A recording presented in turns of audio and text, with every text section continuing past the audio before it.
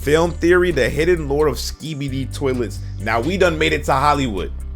We done made it to Hollywood. Give yourselves a round of applause. We done made it to Hollywood. They got Matt Pat making Skibidi theories. Oh my God, we up, y'all. Let's get into the video. We have the analysis man himself making a Skibidi video. Let's not even waste no time. The man even made his own little Skibidi remix. Okay.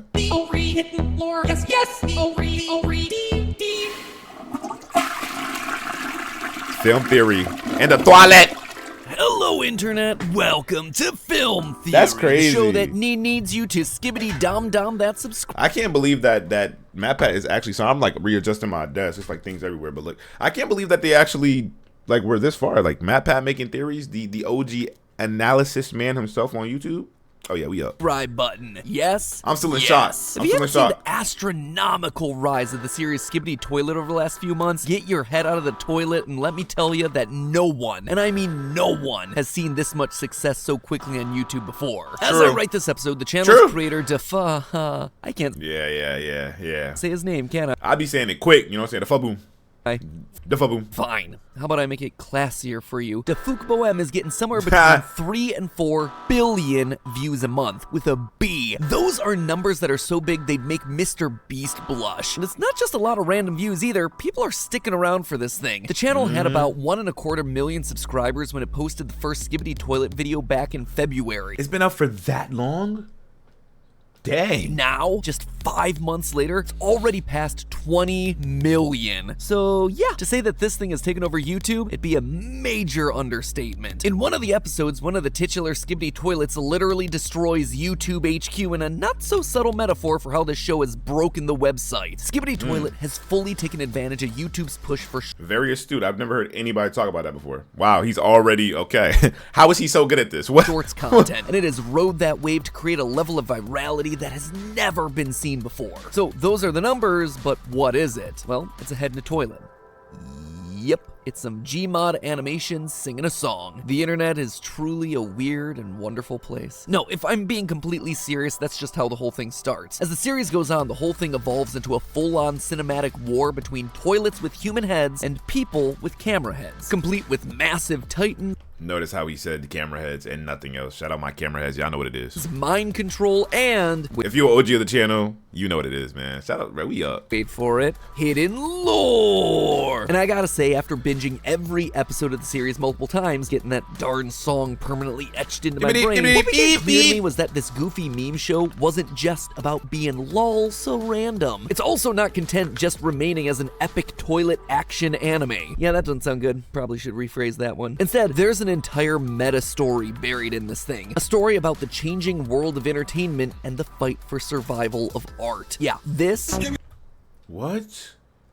Okay, you got my attention, Matt Pat. This man's face in a toilet. He's trying to teach us a profound lesson about the meaning of art. And once you see the story that's hiding right in front of your eyes, it becomes clear where the story is ultimately gonna end. So, y'all ever think that people just drag it and look too deep into conspiracy theories, and so therefore, like, they make something crazy up, and you know, the creator's never gonna come out and say, hey man, this is not what it is. They're just gonna let people run with it because it's more interesting that way. Grab your knob toilets, plungers, and KPRL speakers, loyal theorists, as we flush ourselves deep into the fever dream that is Skibidi Toilet. Now, the details for the base story here are pretty straightforward. The whole thing starts when a man's head appears out of a toilet and starts singing a mashup of the 2007 song Give It To Me by Timbaland and the 2022 Turkish song called Dam Dam Yes Yes by Bisser King.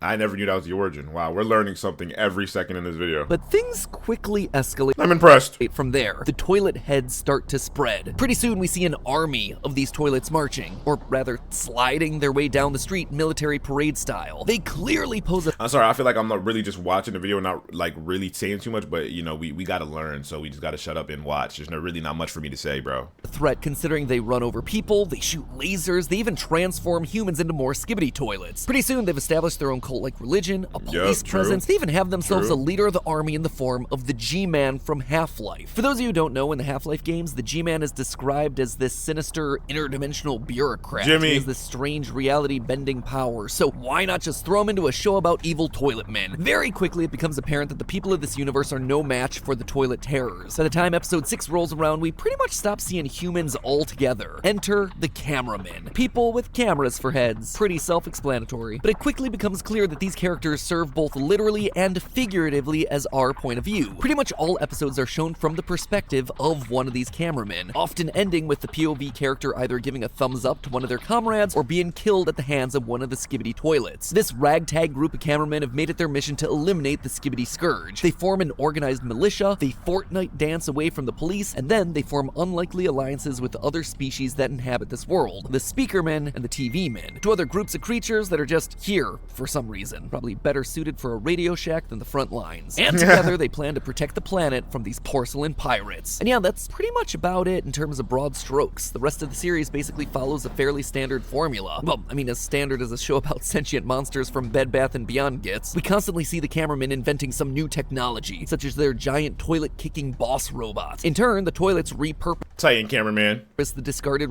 The GOAT. remains of their fallen The one and only. foes to become The one that erases them all. more and more powerful. This cycle of escalation repeats over and over again, eventually leading to where we currently are in the story, with giant kaiju-level battles between the G-Man toilet and the various Titan robots that are created or partnered with the cameramen. And that, to 99.9999% of people, is what the story of the series is. But I'm here to tell you, True. it is so much more than that. The battle between the toilet heads and the cameramen is really symbolic of the battle between YouTube content and traditional medias like the film industry. Yes, I'm feeling okay. And no, I don't want your long-sleeved jacket, even though it looks very pleasant and warm. Skibidi Toilet is, at its core, a story about how entertainment is changing, and how the series creator Dafik Bohem is gonna be the one that merges Dafik those Bohem. two worlds together. It sounds insane, right? I know! That's why I'm so excited about this one. Let me explain it to you. As you might or might not know, this series is littered with models, assets, and references to an age gone by on the internet. An age before YouTube. Yeah, for our Gen Z and frankly most of our millennial audience, there was a time where internet videos didn't solely exist under the careful watch of Google and YouTube. In the beginning, the world of internet video was splintered off from Yo, I'm literally getting educated right now, and wow, this is wow. each other. Sites like Newgrounds, Shout out Matt Pat. Albino Black Sheep, and E-Bomb's world is I've never heard of albino black sheep.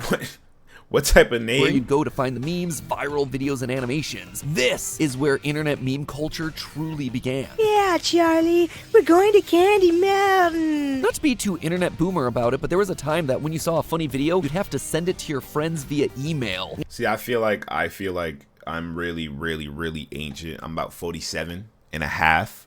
You know what I'm saying? And I remember this era on the internet.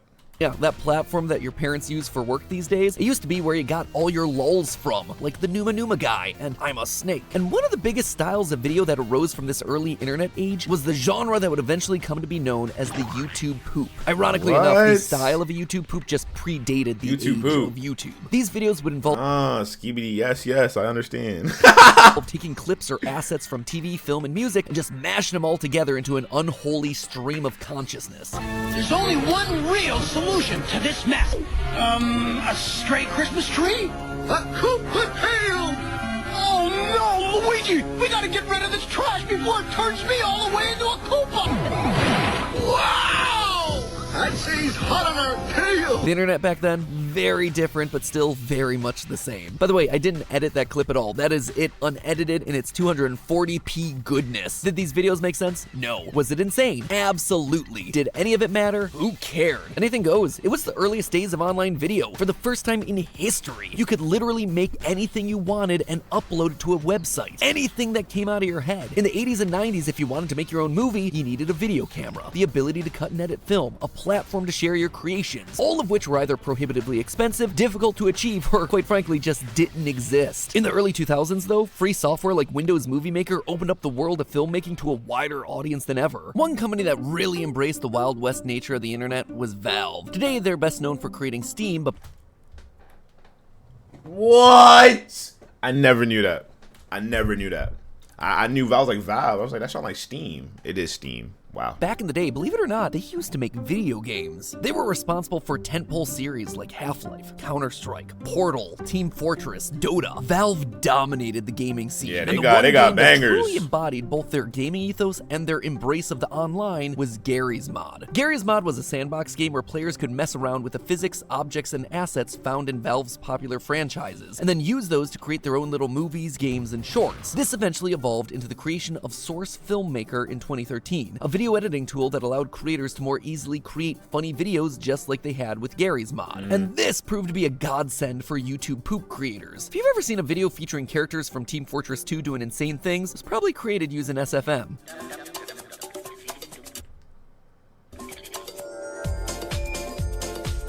In fact, Defuk Boam, creator of Skibidi Toilet, as we all know, originally made a name for himself online by making these sorts of videos. SFM content exactly like this. I mean, Yo, let me know if y'all want me to check out those old videos. I've always wanted to, I just never got around to it. and unless I'm wrong, Skibidi Toilet seems like it still is being created in SFM. So why the big trip down memory lane? Well, I believe that those edgy videos, those YouTube poops that came and went with Yo, is that an SCP video?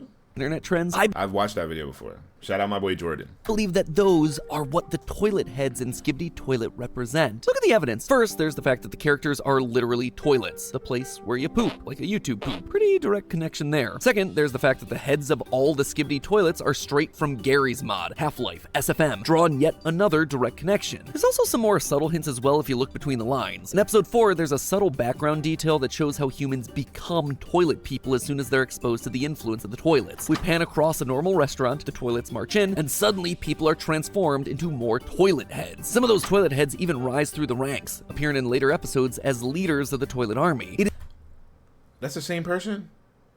What? is the definition of virality. The toilet people are a disease that's spreading, just like a video going viral in the early days. We also know that the events of the series are happening sometime in the past. In episode 20, after going toe-to-toe against the G-Man, the camera Titan flies away, flying past two very important buildings, the Twin Towers. Notice here how it's an exact replica, straight down to the I don't know, that might just be a textured map. spire at the top of one of those buildings. This tells us that the events of the series predate the events of September 11th, 2001. Now, admittedly, YouTube poops didn't exist back then. They originated back in 2004, but websites like Newgrounds did exist back then. And Gmod videos were also big in the early internet days, like around 2006. So while it's not an exact timeline match, this toilet world isn't meant to be some dystopian future. Instead, it's much more of a dystopian past, a reference to an earlier time gone by. Also, just take a look at the way that the Skibidi Toilets get stronger throughout the 50-episode series. While the cameramen develop new technology and techniques to get the upper hand in the battles, the toilets instead repurpose, they remix, they reuse the stuff that the cameramen leave behind. If that spirit of remixing isn't just the pure essence of what is YouTube poop, I'm not gonna lie, why is he making sense?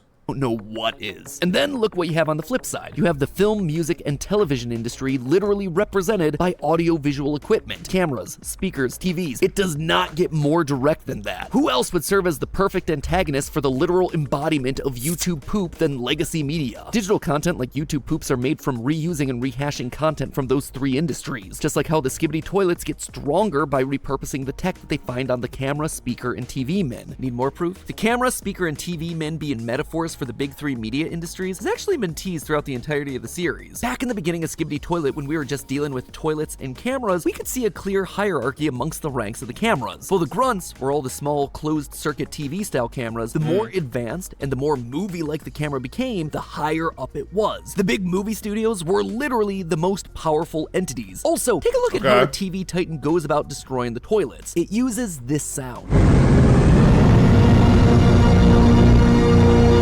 Sounds an awful lot like the old THX intro sound. True.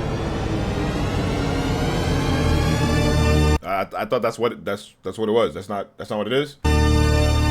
Furthermore, there's the main theme song that's used by the speakermen whenever they attack. That sweet bop is the 1985 song Everybody Wants to Rule the World by Tears for Fears, who apparently are still touring. Good for them. Not only is this song very on the nose in terms of the theme for the series, two factions at war trying to rule the world, but it's also just an old song from the 80s. It's dated, just like the media it's meant to represent in the series. Media that in the real world is actively fighting off the digital video threat. But there's something off about that, right? What's it feels off? like the series wants us to be rooting for the cameraman. In fact, there's this one scene. Yeah, cut it out. All right, we're not going to do this thing where we try to convince me and the rest of the audience that the toilets are good guys or that cameramen are bad guys. I'm not doing that, bro. You just can't shake me off my two. I've watched from episode 1 up till now, bro. You know, I'm episode 49 not doing that. Establishes the toilet heads as the bad guys. Occasionally throughout the series, you'll have a character speak in some distorted voice. What's actually going on there is that they're speaking in reverse. And in that particular episode, the TV says to the toilet what sounds like, "You are so bad," when the whole thing's reversed and cleaned up. You are so bad. But there is no world where we should be rooting for traditional media, right? Especially when you're talking about a digital series. I know the show's odd, but the idea that we're supposed to be sympathizing with some of the least sympathetic industries on the planet seems like a step too far. Meanwhile, we're supposed to dislike the internet video side? I mean, the series got popular because of internet videos. Spoiler alert, singing meme face in a toilet? Yeah, that's the kind of thing that would never happen in a world of TV or film. We are clearly missing some sort of key point here. We have our two sides clearly established, but who or what exactly are we supposed to be rooting for here? Well, that, my friends, is where the most recent episodes come in. At the end of episode 47, we see a G-Man toilet destroy the POV cameraman, just like we've seen him do in many other episodes before. But then, through the lens of our fallen camera, we see someone coming into frame. And it's not just anyone, it's a person. We haven't seen a human in the series for literally dozens of episodes, and yet out of the blue, a person appears. What's and the correlation? Not just any person either. This character looks Why does this matter? Channel avatar, doesn't it? Like I mentioned earlier, humans didn't really play much of a role in this franchise prior to this very moment. In the beginning, humans were just cannon fodder for the toilet overlords, but now we have one of these humans. In fact, the human who's making the series inserting himself back into the narrative. So MatPat is confirming that that's him? Because a lot of people have said that that might be him. He's the agent, but I wasn't really trying to hear. Unless it says it in the show, I'm not trying to interpret nothing. But if MatPat's saying it, I might gotta believe him. I don't know. He's also hidden indoors during the opening seconds of episode 45. But why? One does not simply self-insert their avatar into a 2 billion view-a-month series so lightly when the story is so deep in its own narrative, unless you have a greater role to play in the story you're about to tell. Dafook clearly has a love and passion for this style of video. Before Skibidi exploded, he had created dozens of videos in his SFM YouTube poop format. In fact, his two most popular long-form videos on his channel are still to this day SFM animations that he made years ago. That being said, I also don't think he totally dislikes the world of TV, movies, and music either. Why would he make them the protagonists of his epic internet series if he did? I think Dafook, like many other creators, aspires to do this work on a professional level. And you can tell that desire for a professional, higher caliber of work in the way that he's handled the Skibidi Toilet series. Each episode has seen an escalation of the animation, the character work getting better, the ideas bigger and grander. He has literally turned what started as a YouTube poop into an epic action movie that hangs with some of the best content that I've seen this year. So what gives? What is the story that he's trying to tell us through Skibidi Toilets? Well, to me, it's clear from the story that's laid out in front of us that Dafook sees himself quite literally in the middle of these two loves of his that are currently at odds. Notice what his character is doing throughout the series so far. He's picking up the broken remains of the camera heads, the broken remains of traditional media. Creators like Dafook got into making this kind of content on the internet not just because it was fun and easy, but deep down, they wanted to emulate the TV, film, and music that they enjoyed consuming. Dafook wants to take the I don't know. I feel like he's dragging it a little bit. I don't know. I mean, I see it, but elements that make the new and old media so great and fuse them together. He is the merge point. He is the next step in the evolution of the medium. He's the missing link here. I mean, look no further than Skibidi Toilet itself. The series starts off as a simple gag that latched onto a viral internet meme in episode 1. But by episode 50, suddenly we have cinematic camera changes, complex sound design, dazzling visuals and special effects that feel like they belong more in the MCU than a YouTube poop. Skibidi Toilet isn't an epic takedown of toxic internet content or the corrupt industrial bigwigs at the studios. Instead, it's evidence that these two things can commingle. These two titans of entertainment can coexist together and be stronger as a result. That the best of both. I mean, I feel like, yeah, that's a good analysis of the situation and what's happening, just generally speaking, or like broadly about this whole Skibidi Toilet thing.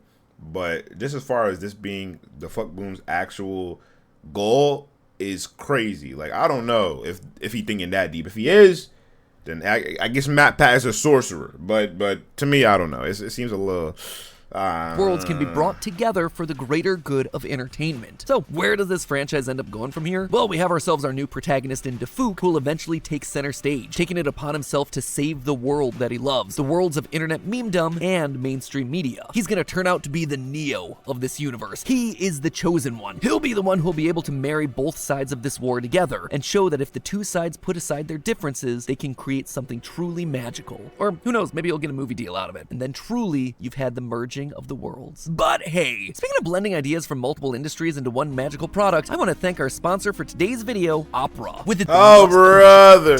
So do top in the description and oh dang, that's the end of the video. Dang, okay, wow. All right, well, cool. Well, let me know what you thought of that down below. I'm gonna be honest, I really don't. Like, I don't have an opinion, to be honest. I mean, I feel like yes and no. Like, it kind of can be the case, but at the same time, it's kind of just like a generalization of what's happening, like generally, like of the whole series. So I don't know, but I think it's interesting.